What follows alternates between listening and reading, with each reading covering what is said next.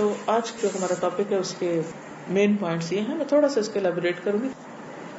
ہم بات کر رہے تھے ویک 7 کے اصول پر کہ بچوں کے اندر سے مس بہیویئر کو دور کرنے کے لیے اور خاص طور پر سیریس مس بہیویئر پرابلمس کو دور کرنے کے لیے ان کے جو ریوارڈز ہیں یا ان کے پریویلیجز جو ہیں یا آپ نے جو ان کو انعامات اور سہولتیں دے رکھی ہیں یا ان کی پسند کی چیزیں ان کو دے رکھی ہیں ان کو آپ واپس لے لیں. یہ بھی سزا ہی کی ایک قسم ہوتی ہے.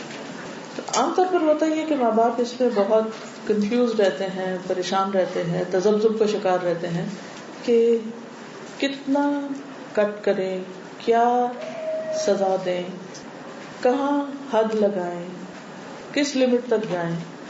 اور پھر عموماً یہ سمجھتے کہ سزا کیا ہے، صرف مار پٹائی یا کوئی سخت قسم کا رویہ، جبکہ اس سے پہلے بھی کئی ایسے لیولز ہو سکتے ہیں کہ جو بچوں کے لیے کافی ہو سکتے ہیں. دیکھیے اچھا ڈاکٹر وہ نہیں ہوتا جو پہلے ہی مرحلے پر ہائی پوٹینسی کی دوا دے دیتے. وہ مریض کے مرض کو سمجھنے کے بعد تھوڑے سے شروع کرتا ہے، اس کو ٹیسٹ کرتا ہے، پھر آگے بڑھاتا ہے. پہلی چیز تو یہ ہے کہ بچوں کی ہر خواہش تو ویسے بھی پوری نہیں کرنی چاہیے کیونکہ وہ بچے ہیں، وہ بھی چھوٹے ہیں. آپ یہاں سے کھڑے ہو کے دیکھ رہے ہیں، بڑی پکچر کو دیکھنا ہے. جو نیچے بیٹھا ہے، یہ کھڑا ہے، وہ چھوٹے ایریا کو دیکھ پاتا ہے. بچے اپنی عمر اور تجربے میں کم ہوتے ہیں، وہ کم دیکھ پاتے ہیں. ماں باپ بڑے ہوتے ہیں، ان کی نسبت اونچائی پہ کھڑے ہوتے ہیں، وہ دور تک دیکھ پاتے ہیں. تو دور اندیشی جو ہے وہ بچوں کے اندر نہیں ہوتی، اس لیے ان کی ہر بات نہیں مانی جا سکتی. اس کا یہ بھی مطلب نہیں کہ بچوں کی ہر بات ہی غلط ہوتی ہے. ہاں ان کی سننی چاہیے، سمجھنی چاہیے، لیکن جہاں وہ غلط کریں وہاں ان کی اصلاح بھی بے حد ضروری ہے. اور اصلاح کے لیے جہاں پیار محبت ضروری ہے وہاں سزا بھی ضروری ہے.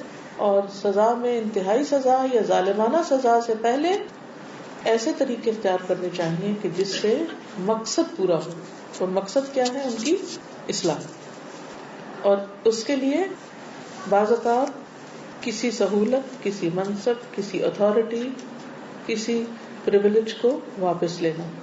مثلا اللہ سبحانہ وتعالیٰ نے بنی اسرائیل کی اصلاح کے لیے کیا کیا؟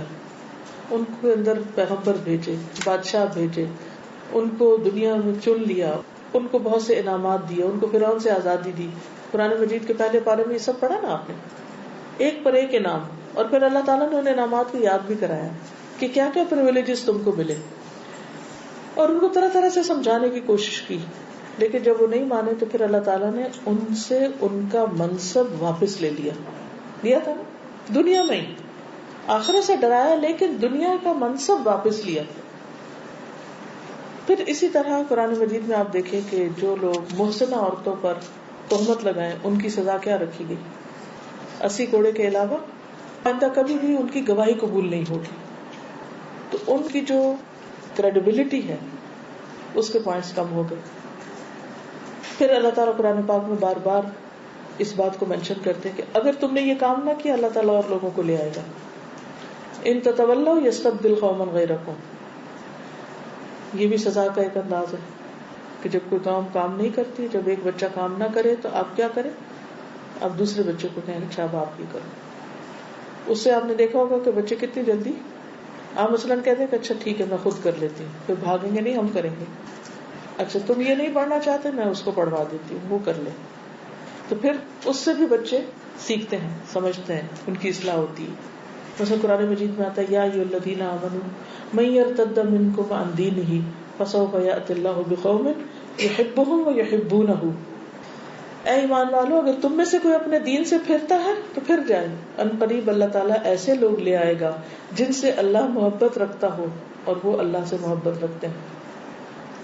تو یہ کیا ہے؟ دراصل اصلاح کا طریقہ ہے کہ تم سدھر جاؤ، ورنہ اللہ تعالیٰ کسی اور کو تمہاری جگہ لے آئے گا. پھر اسی طرح قوم سبا نے جب ناشکری کی تھی تو اللہ تعالیٰ نے کیا کیا؟ سورۃ سبا پڑھی ہے کسی نے؟ آپ سے کتنے لوگوں نے پڑھی سورۃ سبا؟ ماشاءاللہ کافی لوگوں نے. قوم سبا کے ساتھ کیا ہوا تھا؟ ان کو کتنی سہولتیں میسر تھی، کتنے انعامات اللہ نے ان پر کیے. جو ان کی جلانے کی لکڑی ہوتی تھی اس میں سے بھی خوشبو آتی تھی، جو سندل اور بخور اس قسم کی لکڑیاں وہ جلاتے تھے. اب دیکھیں کہ ایک جگہ ہوتی ہے کہ جہاں پر جب لکڑی جلتی ہے تو ہر طرف دھواں اور ہر طرف ایک اسمیل ہو جاتی ہے، اور ایک وہ ہے کہ جہاں ایسی کوئی لکڑی جلے اور ہر طرف خوشبو ہی خوشبو ہو. تو سوچیے کہ کس قسم کی نعمتوں میں وہ رہتے تھے, اور باغ ہی باغ اور پھل ہی پھل اور ہر طرح کی نعمتیں. لیکن جب انہوں نے ناشکری کی تو اللہ تعالیٰ نے ہر چیز کو تبدیل کر دیا.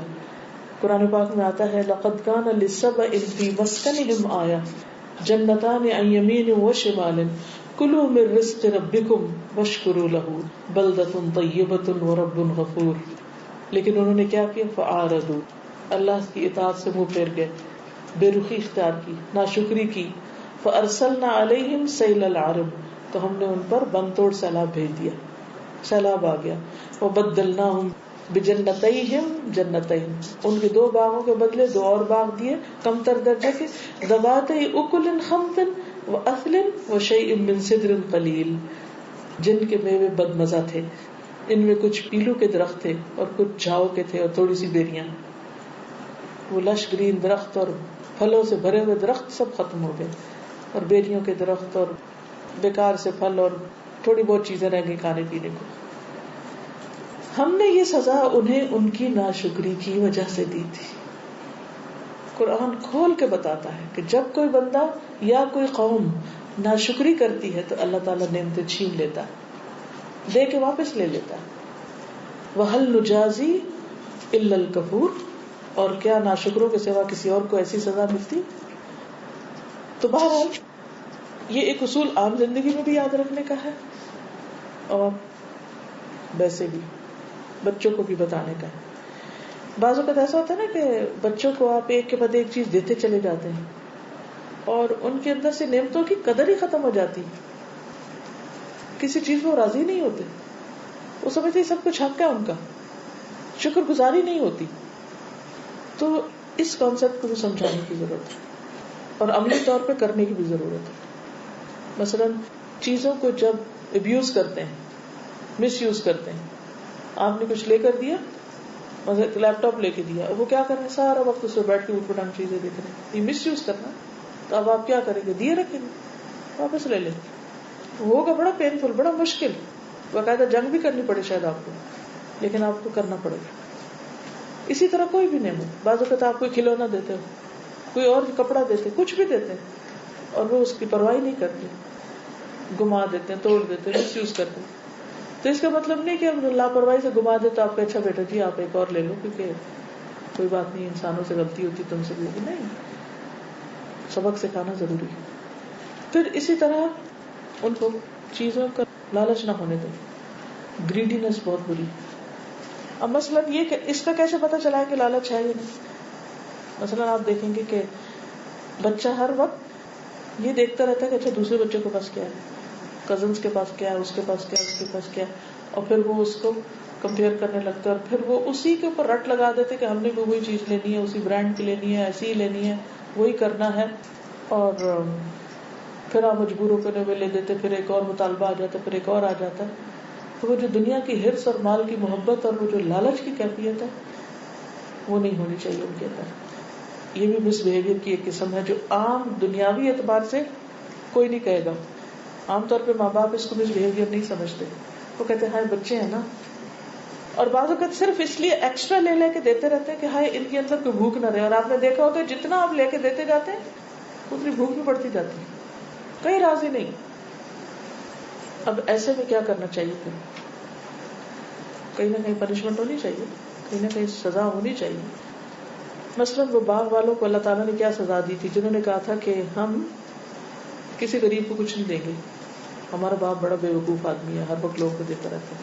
بعض اوقات ایسا ہوتا ہے نا کہ جب آپ دیتے ہیں, یعنی کچھ لوگ ایسے ہوتے ہیں کہ جو اپنے بہن بھائیوں کا خیال رکھتے ہیں, اپنے اور رشتے داروں کا, ہمسایوں کا, دوستوں کا, دوستوں کے بچوں کا, اور دائیں بائیں آگے پیچھے بہت کچھ کرتے رہتے ہیں. اچھا جب بچے چھوٹے ہوتے ہیں ان کو اتنا نہیں پتا ہوتا کہ ماں باپ کس کو دے رہے ہیں کس کو نہیں دے رہے, لیکن جب وہ بڑے ہوتے ہیں, جب وہ دیکھتے ہیں تو وہ کیا کرتے ہیں, کیا کہتے ہیں آپ کیوں دیتے ہیں, وہ خود کام کر لینا, وہ کیوں نہیں کام کرتے. مثلا آپ نے ذمہ لے رکھا ہے اپنے بھائی کے بچوں کو پڑھانے کا, اپنے رشتے داروں کو, ان کے غریب بچوں کو. مثلا آپ دوسرے ملک میں آگے کما رہے ہیں, ان لوگوں کے پاس مینز اتنے کہ بس صرف کھا سکتے ہیں, پڑھا نہیں سکتے, تو آپ کہتے ہیں کہ ہمیں اللہ نے زیادہ دیا, چلو میں ان کی فیس کا انتظام کر دیتی, سال کی کتابوں کا انتظام کر دوں. اب جب آپ کے بچے دیکھتے ہیں اچھا آپ ان کو کتابیں لے رہے ہیں، ان پیسوں سے ہمیں فلانی اور مزید چیز لے کر دے دیں، نئے برانڈ کی گاڑی لے دیں، فلانا لے دیں، فلانا، کہیں ہے حد ڈیمانڈس کی کہ کہیں جا کے ہمارے بچے کھڑے ہو جائیں کہ بس اتنا کافی ہے ہمارے لیے اور باقی آپ دے دیں، کسی اور کو دیں گے تو اس کو نہیں دینے دیں گے. تو ایسی صورت میں بچوں کی باتوں میں آ کر نیکی اور خیر کے مواقع نہیں روکنے، بلکہ ان کو بھی سکھانا ہے کہ ہمارے مرنے کے بعد بھی تم نے یہ کام کرنے ہیں اور یہ جاری رہنے چاہیے، اور یہ بھی آپ ہی ڈالیں گے ان کے دل میں. وہ الگ بات ہے کہ مانے یا نہ مانے، لیکن اچھے اخلاق کی نشانی یہ ہے یا اچھی تربیت یہ ہے کہ آپ ان کو یہ سکھا کر جائیں گے. اور آپ نے دیکھا ہوگا کہ کچھ خیر کے کام بعض گھرانوں میں نسلوں میں قائم رہتے ہیں. انہوں نے اگر ایک کام شروع کیا تو بچوں نے اس سے بڑھ کر آگے اس کو بڑھایا، جو چیریٹی کے کام، خیر اور بھلائی کے کام. لیکن کچھ الٹا کام کرتے ہیں کہ ہمارا باپ فصل اگنے سے پہلے، بیچنے سے پہلے، ہارویسٹ سے پہلے ہی تقسیم کر دیتا، سارے غریب فقیر آ جاتے تھے. ہم نہیں ایسا کریں گے، ہم تو سارے بیچیں گے اور زیادہ نفع کمائیں گے. اللہ تعالیٰ نے کیا کیا؟ انا بلوناہم کما بلونا اصحاب الجنۃ اذ اقسموا لیصرمنها مصبحین ولا یستثنون فطاف علیہا طائف من ربک وہم نائمون فاصبحت کالصریم. ہم نے انہیں ایسے ہی آزمایا جیسے باغ والوں کو آزمایا تھا جب انہوں نے قسمیں کھائیں کہ وہ صبح دم ہی باغ کا پھل توڑ لیں گے، اور وہ کوئی استثناء نہیں کر رہے تھے. وہ سمجھ رہے تھے کہ وہ پوری طرح قادر ہیں. تو تمہارے رب کی طرف سے ایک آفت اس باغ پہ پھر گئی جب وہ سوئے ہوئے تھے، اور باغ یوں ہو گئے جیسے کٹی ہوئی کھیتی. یہ انجام تھا کس چیز کا؟ ناشکر پن کا اور حرص کا اور لالچ کا کہ ساری دولت خود ہی سمیٹ لینی. دیکھیے کہ جب کسی کے پاس زیادہ ہوتا ہے نا، وہ اس کے لیے بڑی آزمائش ہوتی ہے. تو آزمائش کیا ہوتی ہے؟ اس میں یہ بھی ہوتا ہے کہ انسان کو جتنا ملتا جاتا ہے نا، بعض اوقات اس کا دل اتنا ہی چھوٹا ہوتا جاتا ہے، اور وہ سمجھتا ہے وہ لوگوں کا رازق بن گیا. اور پھر وہ سمجھتا ہے کہ سارے لوگ ہم سے صرف اس لیے محبت کرتے کہ ہمارے پاس مال ہے، اور یہ اگر آئے ہمارے پاس تو صرف ہم سے مال لینے کے لیے آئے. اور اس طرح ریلیشن شپ تو الگ خراب ہوتے ہیں، اس کے ساتھ یہ ناشکری ہوتی، کیونکہ شکر گزاری کیا ہے کہ اللہ نے جو آپ کو دیا ہے وفی اموالہم حق للسائل والمحروم، ان کے مالوں میں حق ہے سوالی کا بھی اور محروم کا جو سوال نہیں بھی کرتا اس کا بھی حق ہے آپ کے پاس. اور اگر آپ اس کو دے رہے ہیں تو آپ اس کا حق دے رہے ہیں، اس پر کوئی احسان نہیں کر رہے. وہ الگ بات ہے کہ اللہ آپ کو اس کی جزا دے گا کیونکہ آپ نے اللہ کی فرمانبرداری میں ایسا کام کیا، لیکن عموماً ایسا ہوتا نہیں ہے. کوئی کسی کا حق سمجھ کے اس کو نہیں دیتا. اگر بھائی کے پاس نہیں ہے اور بہن کے پاس بہت ہے یا وائس ورسا، تو وہ سمجھتے ہیں کہ ہم زیادہ اسمارٹ ہیں اور زیادہ بہتر طور پہ کام کر رہے ہیں، اس لیے اللہ نے ہمیں زیادہ دیا ہے، یا کوئی بھی ریزن جو شیطان سجا دیتا ہے انسان کو. تو بچوں کو یہ ساری کہانیاں سنائیں. ناشکری کے انجام کے جو واقعات قرآن میں ہیں جب آپ پڑھیں تو ان کے ساتھ شیئر کریں، اور اگر وہ ناشکری کریں جو کچھ آپ نے ان کو دے رکھا ہے تو آپ اس میں پھر کمی کریں کہ ٹھیک ہے اگر تم شکر گزار نہیں، کیونکہ اللہ نے حکم دیا نا انشکر لی ولوالدیک، کہ اللہ کا شکر گزار بنو اور ماں باپ کے بنو. اور اگر وہ نہیں بنتے، نہ اللہ کے بنتے نہ ماں باپ کے بنتے، تو ماں باپ کا پھر کیا فرض بنتا ہے؟ وہ کیا کریں؟ ان کی کچھ مراعات پر سینکشنز لگا دیں، کٹ ڈاؤن کریں.